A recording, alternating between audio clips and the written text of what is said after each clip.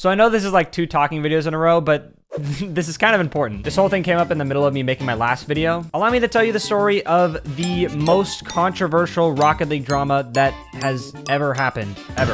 You might have already heard about this because there were some other YouTubers making videos about it, but now that it's mostly settled, it actually goes like a lot deeper, but we'll get to that later. It all started on just another day of Rocket League. You know, people were playing as they do, nothing really out of the ordinary. A large number of freestylers decide to launch the game only to be met with this message. You have been banned for unsportsmanlike conduct. You are banned from online play by Psyonix. 720 hours remaining. The first reactions of these players was not really anger and frustration, but rather just confusion. Unsportsmanlike conduct can mean so many different things, and they definitely weren't harassing anyone in chat. Some of them thought it was a bug, and that Psyonix would be able to resolve it for them if they just reached out to them. A little later after those tweets, the official RL Support Twitter account replied to them with a link to their FAQ page. There was this section on that page about temporary matchmaking bans, but they didn't violate anything in that section, which just makes it even more confusing. Almost immediately though, people in the community realized the pattern. The only players getting banned were freestylers, and that's obviously not a coincidence. But the direct reasoning for why was still not really known yet. The closest reasoning people could come to with why these players were being banned is the way they play in casual playlists. For years since Rocket League's release in 2015, it's been a known thing that freestylers go into casual to hit their clips. But the thing is, even though there's no rank attached to your casual playlist, you still have a hidden MMR that Rocket League keeps track of, so you'll still get somewhat reasonable opponents. You can actually reveal your hidden casual MMR with Baka's mod, so you can see I'm 1653 in casual right now. And if I queue up a match, then I'll be put against someone who's around that same skill rating. If I win, then that MMR goes up by a little bit, and if I lose, it goes down. So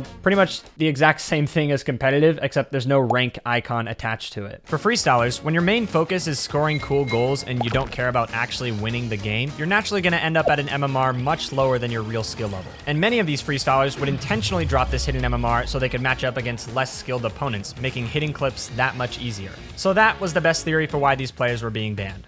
And sure enough, 2 days later, Devin, the community manager for Rocket League, released a full statement regarding the recent bans of freestylers.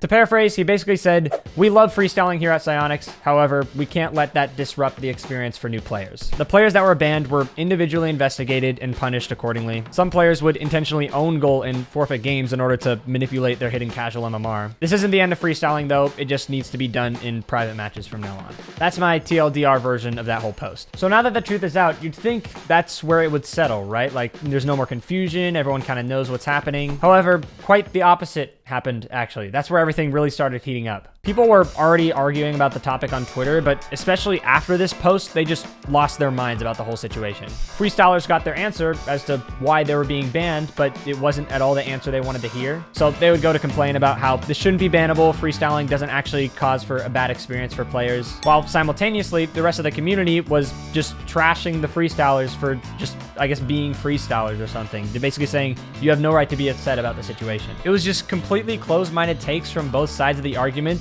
just not making any progress towards an agreement. It was honestly bizarre just seeing how heated everyone was getting as you scrolled through the timeline. So to fix that, I'm gonna explain it from both sides because honestly, I think both sides are wrong to some extent here.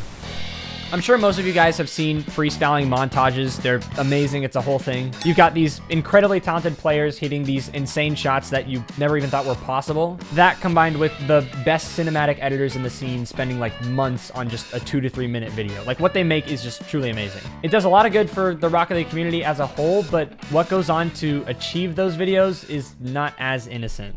This gameplay you're seeing on screen now is an average replay from 2 freestylers playing in casual. And I want you to pay attention to how many times the opponents, the non-freestylers, actually touch the ball here. These are 2 real people on the other end of this, and they're essentially not allowed to play this game. Casual or not, the freestylers are controlling it entirely and not allowing their opponents to do anything. An argument that some freestylers make is that if the opponents don't like it, they can just leave the match and queue up again. Well, let's switch over to the opponent POV now. Immediately, without seeing the gameplay yet, you can tell just how new these guys are to Rocket League. Default camera, not using ball cam at all. Regardless of being able to leave the match or not, this is a horrible impression as a new player. Some of the players probably don't even know that they can leave the match halfway through. And yes, I looked up these players' accounts on RL Tracker. Obviously, I anonymized them here. They were both unranked. They've never had a rank before. Probably not even at the XP level high enough to queue ranked yet, because you have to be like level 20 or something. The only way this matchup could have possibly happened is if the free freestylers had been intentionally forfeiting games in order to go against opponents like this, just because they're easier to clip on. So now the thought process makes a little bit more sense from the Psyonix point of view. They're kind of justified in wanting to end this, I'd say. But let's not act like the freestylers have nothing to be upset about. The thing is, freestyling has been around since Rocket League's release in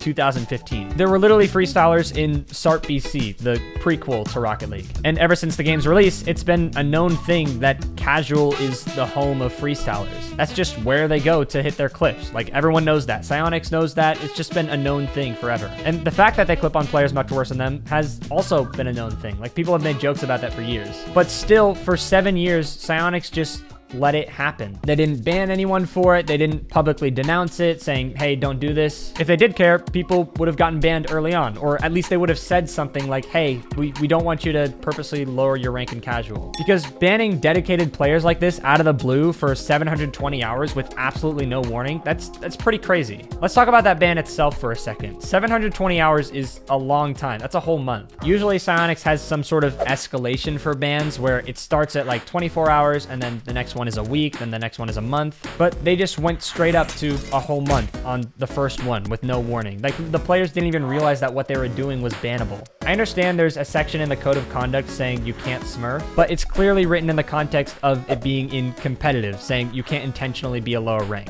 but you don't have a rank in casual. Like, that seems like a fair misunderstanding that you should clarify before just banning people out of the blue. The lack of action combined with the complete silence from Psyonix on the topic made it seem like they don't have a problem with it. Breaking that ice out of nowhere with a month-long ban is just way too harsh in my opinion. Overall, I think this is a step in the right direction for Psyonix. It's just unfortunate they went about it so poorly. Like, it didn't have to blow up into this whole thing at all if they had just handled it properly. I just hope they don't walk away from the situation thinking they did nothing wrong and just learning nothing. The proposed solution that Psyonix gave in order to not end freestyling entirely is to only do it in private matches. Freestylers need to be totally willing participants is their idea behind it. However, the freestyling community isn't so on board with that idea, and honestly, for a pretty good reason in my opinion. If private matches become the norm for all freestyling, that opens up a ginormous avenue for the risk of fake clips. When you're in a private or local match, suddenly players are able to use mods and or mutators to alter their gameplay and make certain types of shots insanely easier. A completely undetectable thing that anyone can do is select the slow-mo mutator when going into a private match, hit something cool that they never would have been able to do at full speed, and then just share that replay file wherever they want. When watching that replay back, it doesn't show the mutators that were on in the match, and it actually plays it back at normal speed automatically. No modding necessary.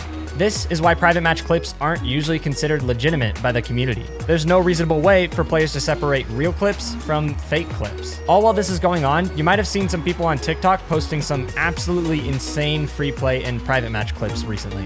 No, it's not that people have gotten inhumanly good at Rocket League suddenly. It's just this thing called TAS, or tool-assisted speedrun, that has made its way into Rocket League recently. These clips aren't reasonably possible for humans, but they exist because they're not actually in an online match. The fact that private matches are a controlled environment makes clips like these possible, and it completely ruins the integrity of freestyling for players that actually put in the hours to hit these shots for real. If you're still confused about the whole fake clips thing and why that's a pretty big issue, Sunless made a video about it last week. You should honestly watch it anyway, it's really good. But yeah, there's two potential paths I could see the freestyle community going from here. They could just move to private matches, as Psyonix said, and just kind of accept the fact that verifying clips isn't going to be much of a thing anymore. Kind of sad, but it seems like the way things are going. Or they could just continue freestyling in casual, but just stop doing it at such a low level of play, like against new players. Pulsefire is a freestyler who doesn't intentionally drop his casual MMR, and he ends up at about 1,000 MMR, I think. It's definitely still way lower than where he would be if he actually full-on tryharded, but it's a lot more reasonable than going against completely new players. But even then, I don't even know if that's something Psyonix is okay with, to be honest. As they said, they want freestyle opponents to be completely willing participants, and there's no way to guarantee that if you're queuing in casual. So which path the community takes is up to them, and only time will tell. Either way, it's an unfortunate L for the freestyling community, but definitely an overall step in the right direction. I think this kind of had to happen at some point. Thank you for watching. I've got a really fun video coming out next week, so be sure to stay tuned for that. I'm really excited about it. Shout out to the guys on both sides of the argument that helped me tell this story in a fair way. You know who you are. Be sure to subscribe, and I'll see you next time.